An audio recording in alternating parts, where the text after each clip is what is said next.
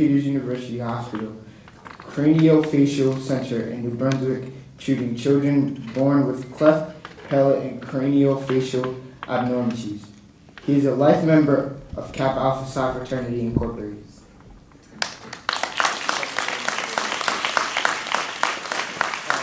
My name is Jelani Michael. I'm a freshman at Lincoln High School. Thank you.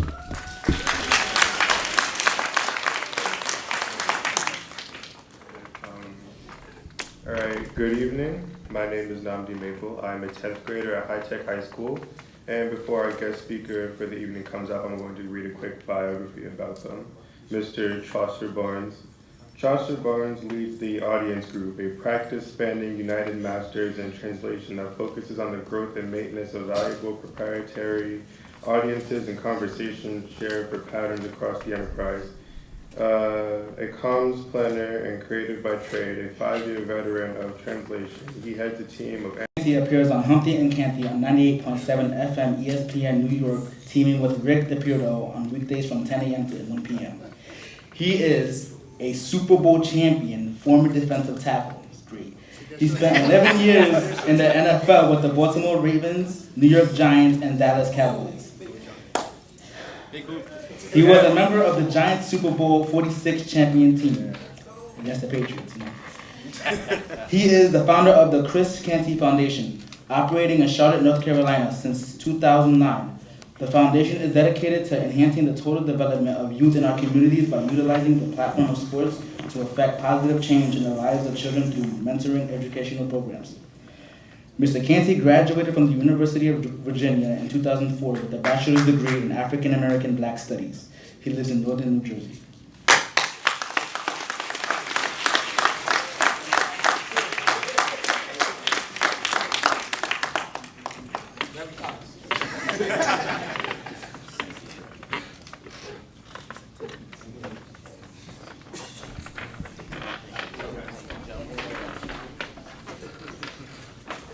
Give the young men a round of applause. Brother of Kappa Alpha Psi Fraternity Incorporated. I was also a part of Jersey City Kappa League many eons ago. Graduated from Emory University in May 2017 with a degree in finance, African American studies, and a minor in Arabic.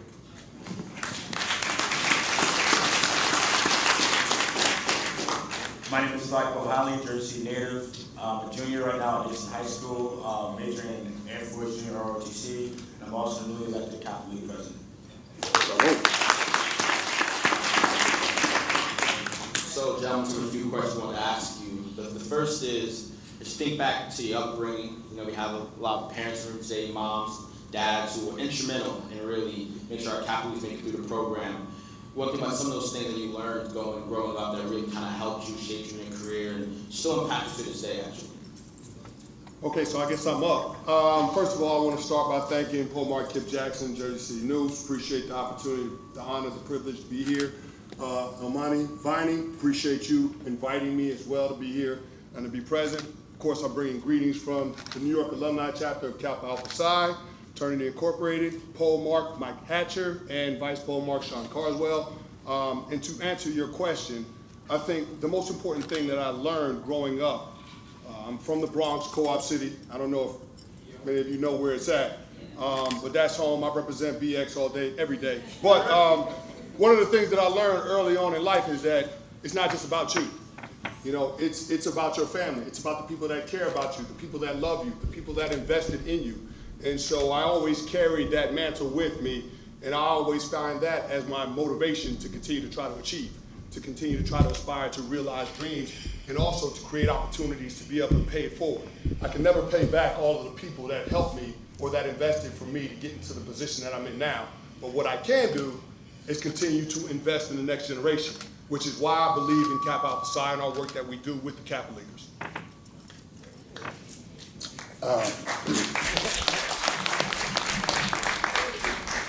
I'd like to start by thanking Elmani as well for having me here. This is my first experience with Kappa League, any of this, frankly, and I am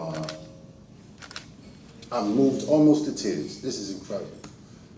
To pick up on your question, I am from Greensboro, North Carolina. I'm a member of a family who lost its patriarch early. My grandfather, who is also a dentist, as a matter of fact, his grandfather had a dental practice that he inherited, and it was a big deal. It was a big deal. Black leadership in the South at the time was very much a hand over hand. I do for you, you do for me. I mean, you know, I grew up ensconced in stories about, you know, buying Kotex for the young women who had been locked up during whatever, the sit-ins, etc. And when that patriarch was gone, I would say my youth was shaped more by his absence than the presence of almost anything else. Because I grew up with people who would come to me and they would say, oh, you're Milton Barnes' son, grandson. I never met this man. He died 7, 8 years, over a decade before I was born. Never met this man, but I was always Milton Barnes' grandson among people of substance and character. And the idea that the things that you could do on this plane would carry well after you became an aspiration for me, a shaping aspiration for me. I want to be like my grandfather.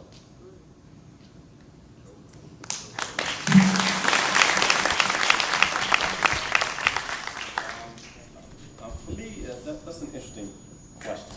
And I'm an orthodontist by profession, and actually, kids essentially are my business. I interact with young people all the time. I'm always quick to share my experiences and my knowledge and wisdom with young people. But to answer your question about my upbringing, I grew up in Montclair, New Jersey, which is a suburb of Newark.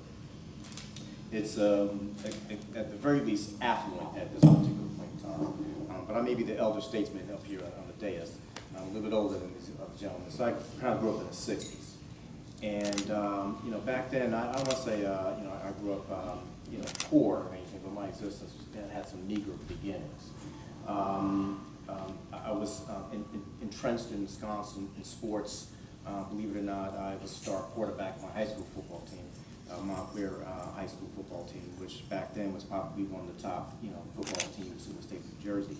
So my early influences, essentially, if they weren't teachers, or music teachers, or art teachers, coaches, and other police officers in town, because my father worked for the Montclair Police Department.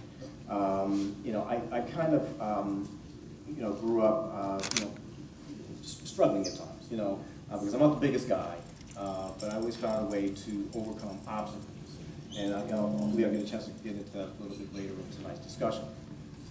But unlike some of the other gentlemen on the dais, it's not so much what I wanted to do or wanted to be in my early childhood, it's what I didn't want. So it's what I didn't want to do, you know, what I refused to settle for.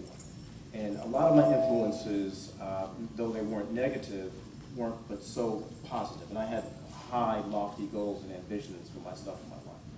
So I just used that to fuel myself, to propel me and catapult me to success. So hopefully we'll get a chance to share some. And that's really, and it goes back to the previous point that I made in talking about so many people being able to invest in me. I look at it as an opportunity to draw strength from all of those people that have invested in me, and just trying to do the best that I can to honor the sacrifices that they made and take advantage of the opportunities that were presented toward me. So I've always looked at it like that. I understand that there are some challenges that we do face, some realities based on the political climate that we're in, the social climate that we're in. We all recognize that there are some disparities in how our communities are engaged by the majority, by law enforcement and all of those different things. So you have to be aware of those things, but I never wanted to look at that as a disadvantage. I always wanted to be aware of it, understand it, and so I could govern myself accordingly, but ultimately try to take advantage of whatever opportunities that were afforded to me. I realized as I listened to it that my bio must have been terrifically opaque. I work in music, and I work in advertising, and I work kind of at the nexus of, you know, the cultural forces that govern pop culture, sports, music, entertainment, etc. And I gotta tell you, we run this whole thing. We're the source. It's just, it is what it is.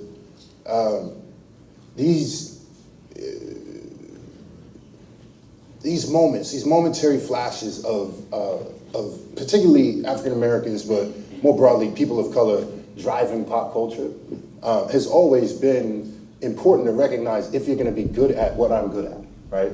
So if you are really great at what I'm great at, you would have known when it was Run DMC saying my Adidas, that Adidas needed to cut them a check. You wouldn't have had to wait until Kanye West for Adidas to cut a check and figure out the whole thing. Being able to recognize patterns in what people adopt, what people think is cool, what people are willing to spend money for, has always been a survey of us.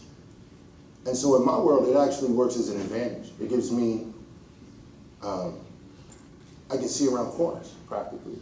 The trick with that is that you can't afford to simply be an expert at your own folk. You can't just be an expert at understanding what's cool, what's about to tip, this, that, the other.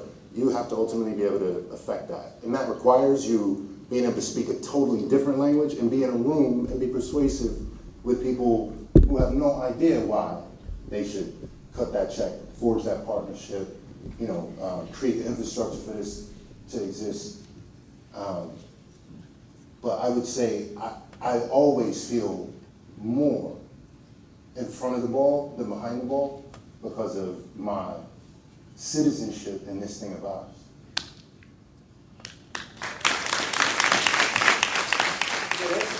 I actually like that. I'm going to try to speak to my audience here, because we're speaking to Kappa leaders.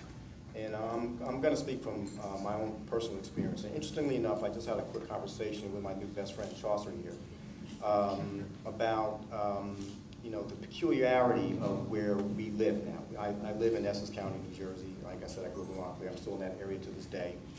And growing up in Montclair, interestingly, the dynamics of race, caste, class. A badge of honor, because we're dope. I mean, we have overcome so much in this ridiculous country of ours, and we're still here. And I don't know that anyone else could do that. And so, when I walk into a meeting, I walk in there, in my head I'm saying, I'm dope. So yes, I'm the only black person here. That's because that's how it is, but I have a place here. And you're going to acknowledge me. And what I'm really saying is you're going to acknowledge me because I'm smarter than you. You just don't know it yet. But I'm going to prove that to you, and then, we'll all get along because you'll see that I have something to bring to the table that you need. And so, I kind of approach it like, I've worked with 10 black people in visual effects in 22 years, 10. And I've worked in LA, I've worked in New Zealand, I've worked in New York, I've worked in London, I've worked in Spain, 10.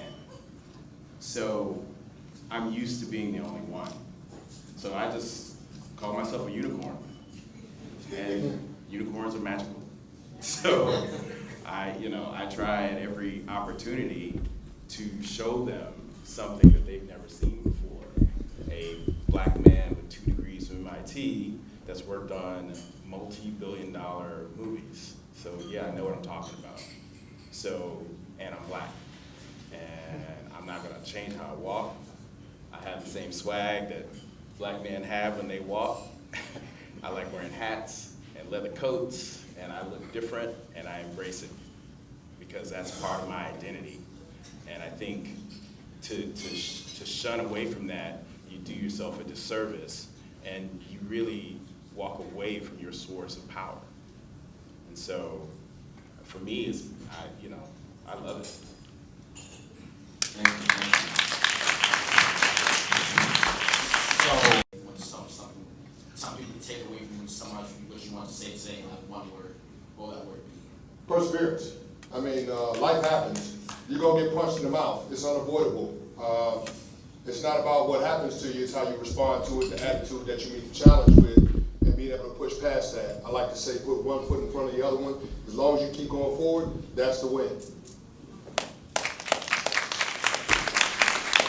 I'm gonna cheat and do a hyphenated word, is self-reliance.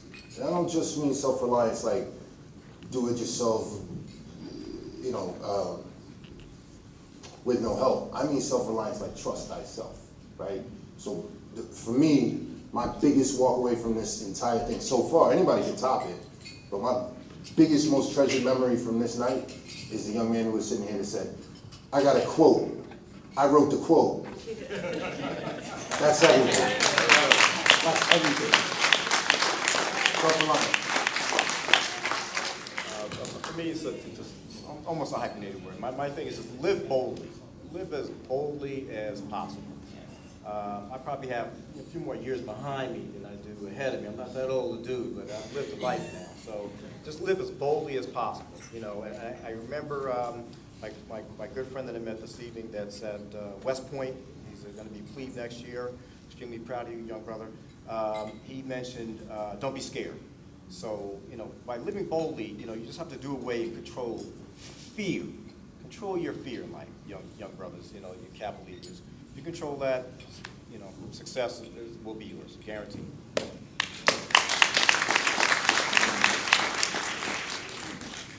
I think for me, it's persistence, never quitting, ever. You know, I think too often we psych ourselves out, or we allow others to define what we can or can't do, and it affects our efforts. So if there's something you want to do or you want to be, then persist and do it until you get to the level that you want to be at. Thank you so much.